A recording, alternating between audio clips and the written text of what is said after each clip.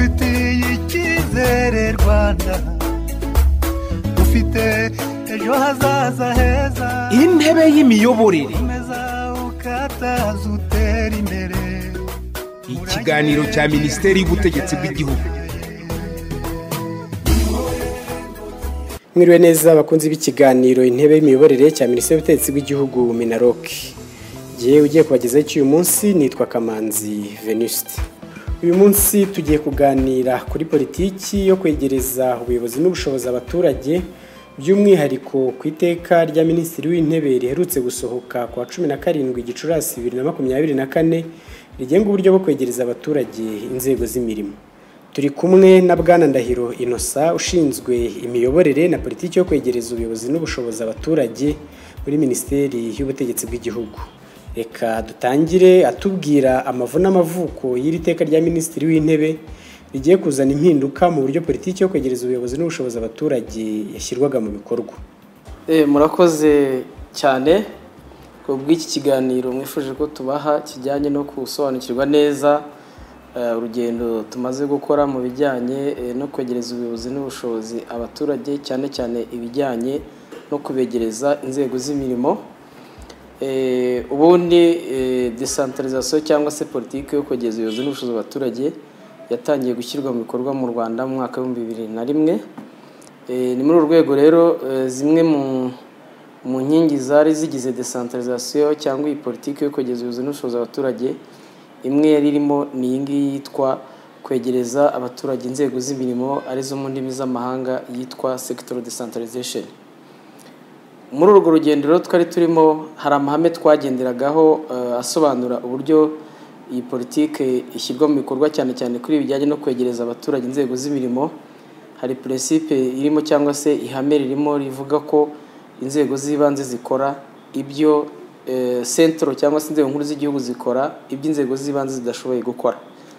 Aho ngaho byagaragaraga yuko inzego z'ibanze zahawe kamaro cyangwa se inshingano zo gushyira mu bikorwa politiki ya leta yo kugeza ubuyobozi n'ubushobozi abaturage, noneho inzego nkuru z'igihugu zigahabwa inshingano zigera kuri enye.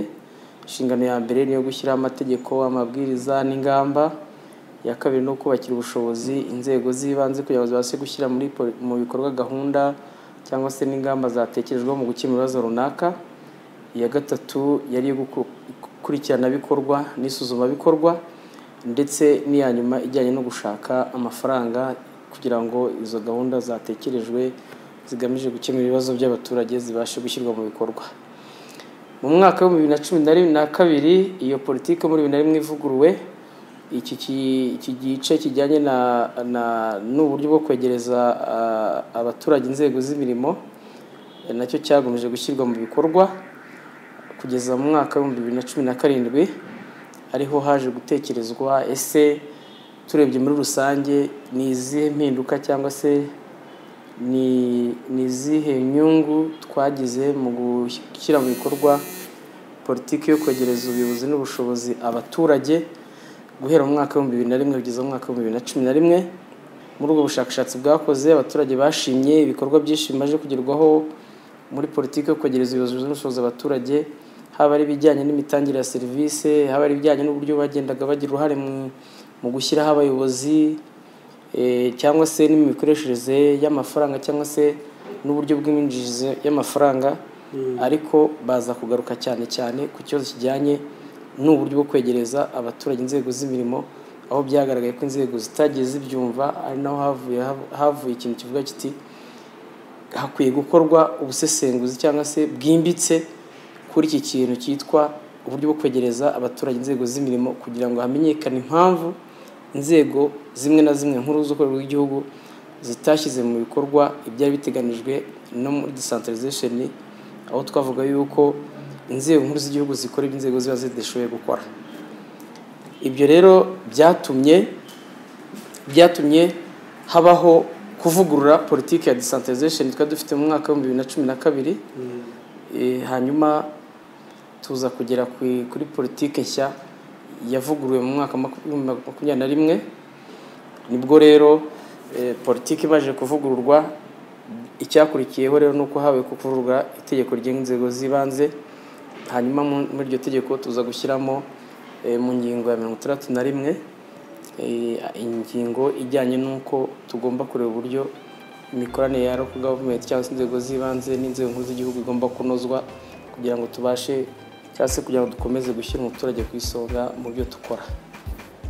Ndumva rero mu iteka rya Minisitiri w'Intebe rigena nyine uburyo bwo kwegereza abaturage inzego z'imirimo nuko ryavutse. Mwari maze kudusobanurira uko iri teka ryaje amavu n'amavuko yaryo, impamvu ryashyizweho. Hari amagambo mwakomeje gukoresha cyane kwegereza abaturage inzego z'imirimo, kugira mu by'ukuri mudusobanurire ni ibiki by'ingenzi biri muri iri teka. Imirimo begerejwe ubundi ni iyihe? Umuntu yabyumva akavuga ati ubanza hari nk'imirimo bagiye kuduha hano ku kagari no mu mudugudu, tukagira ngo mudusobanurire mu by'ukuri ni ibiki by'ingenzi, ariko munagaruke ku bikubiye muri iri tegeko mu by'ukuri. Murakoze cyane.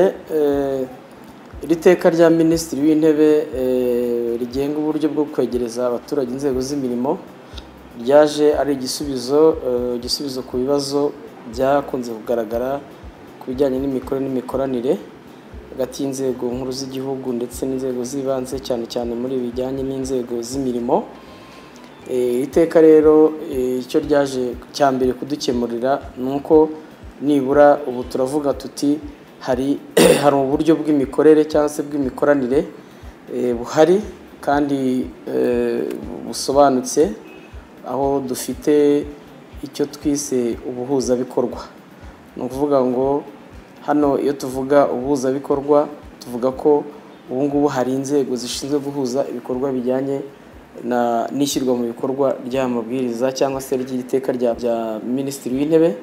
Hari inzego zigabwe zifite serivisi cyane ziha abaturage, harimo inzego z'ubuzima, inzego z'uburezi cyangwa se serivisi z'ubuzima, serivisi z'uburezi, serivisi z'ibikorwa remezo ndetse na serivisi z'ibidukikije ndetse n'izindi serivisi ziteganwa cyangwa se n'izindi nzego.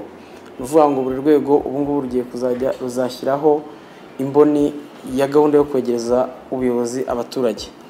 Ni ukuvuga ngo izo mboni zaza zimaze iki? Zazije kugira ngo zifashe, kuko muri buri sekiteri cyangwa se muri buri cyiciro cy'inzego z'imirimo, niba tuvuga ko hari politiki igiye gushyirwaho ijyanye no guteza imbere uburezi cyangwa se polisi cyangwa se politiki cyangwa se n'amategeko, izi mboni nizo zimanza zirebe ngo ese ntaho twaba tubangamiye amabwiriza cyangwa se amahame agenga politiki kugeza ubuyobozi n'ubushobozi abaturage.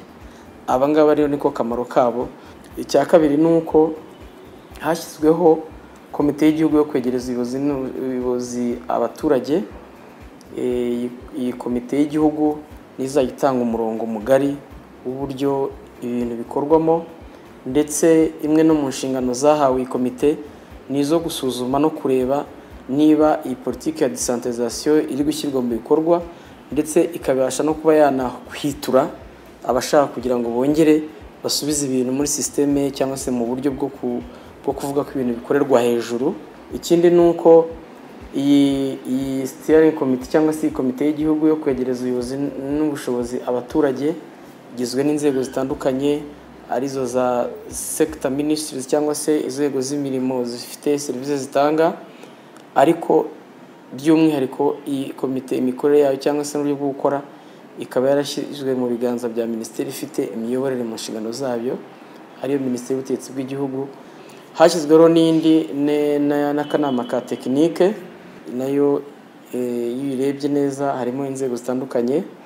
Ikindi cy'iri teka ryaje gukemura, habagaho ko inzego usanga zitasobanukiwe neza n'inshingano zazo muri ibi bijyanye byo kwegereza abaturage inzego z'imirimo. Ni muri urwego rero iri teka ryagejeje kugaragaza inshingano z'inzego, aho inzego nkuru z'igihugu zasigaranye za nshingano enye navugaga, inshingano zijyanye no gushyiraho za politike, kwegereza abaturage inzego z'imirimo n'amabwiriza yo gushyira za politike za mu bikorwa, gusetinga cyangwa se gushyiraho ibipimo ngenderwaho, gukurikirana, kubaka ubushobozi no gushaka amafaranga kugira ngo izo politiki zishyirwe mu bikorwa uko bikwiye. Ariko muri iri teka icyo inzego z'ibanze zahawe kirumvikana cyane ni ikijyanye no gushyira mu bikorwa politike.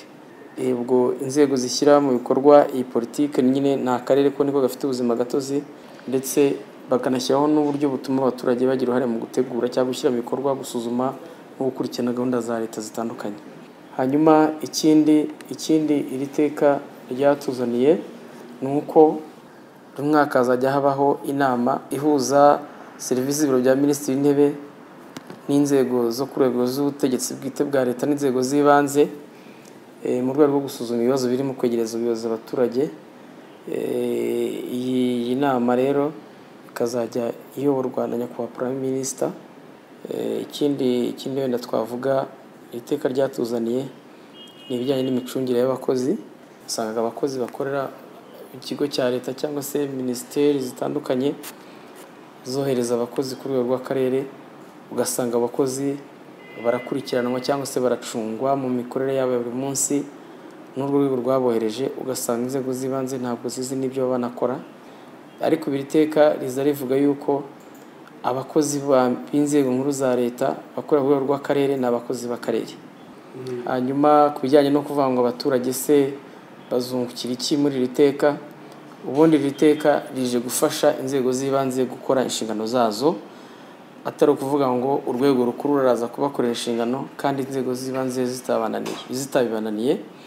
Uvuga ngo bigiye gutuma abaturage babona serivisi zihuse, zaba ari iz'uburezi, zaba ari iz'ubuvuzi, ibikorwa remezo, kuko ubu ngubu ntabwo urwego rukuru kuri minisiteri rukwiye kuzajya rumenya mbere ibyo rugiye gukora ku karere, akandi kugomba kubimenya ibyo abaturage bakeneye, hanyuma rwa rwego rukohereza ubushobozi, rukohereza yewe n'abakurikirana ko bikorwa neza cyangwa se rukabubakira ubushobozi, ndetse no gukurikirana ko babikora neza, batabikora neza rukabagira inama cyangwa se rukabashakira amahugurwa. Abaturage rero bagiye kujya bahabwa serivisi noneho ziturutse mu rwego rw'akarere, atari serivisi ziturutse mu rwego nkuru rw'igihugu, kubera ko byose bizaba byegerejwe abaturage. Murakoze cyane mu by'ukuri kudusobanurira ndetse no gusobanurira abadukurikiye mu buryo bwimbitse ibikubiye muri iri tegeko.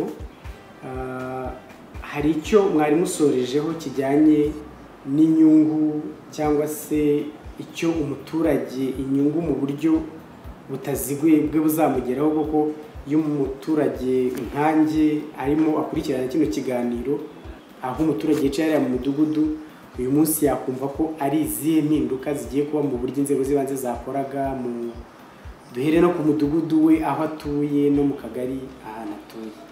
Murakoze cyane kuri icyo kibazo. Wenda umuntu yagisubiza mu buryo bugari cyane ashingiye ku igenamigambi. Ubu ni uvuga ngo za minisiteri zishinzwe inzego z'imirimo ndetse n'inzego z'imitekerereze abaturage zifite ubuzima gatozi ziganira ku bijyanye n'igenamigambi n'uburyo ingengo y'imari bayitegura ndetse n'itangwa rya raporo bagomba gutanga. Ubu rero ukuntu bihagaze ni uvuga ngo inzego z'ibanze niba zakoze igenamigambi, ni uvuga ngo iryo genamigambi bagomba kurishyira mu bikorwa, niba ari ubushobozi bugomba guturuka ku nzego nkuru z'igihugu, ubwo bushobozi buzajya bumanuka, hanyuma inzego z'ibanze zipanga ishyirwa mu bikorwa ari uko zifite ubwo bushobozi. Kuko hari ikintu kigenda gikunda kugaragara, ugasanga nk'akarere kashyize mu mihigo igikorwa runaka, hanyuma bikagera ku munota wa nyuma ugasanga inzego nkuru z'igihugu cyangwa urwego runaka ntabwo rwohereje amafaranga.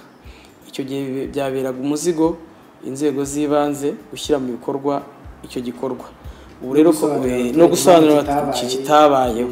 Ubu rero ni ukuvuga ngo hari ihame rivuga ngo urohereza ibikorwa bijya gukorwa mu nzego z'ibanze, wohereze n'amafaranga. Arakoze Bwana Ndahiro Innocent, ushinzwe imiyoborere na politiki yo kwegereza ubuyobozi n'ubushobozi abaturage muri Minisiteri y'Ubutegetsi bw'Igihugu twaganiraga.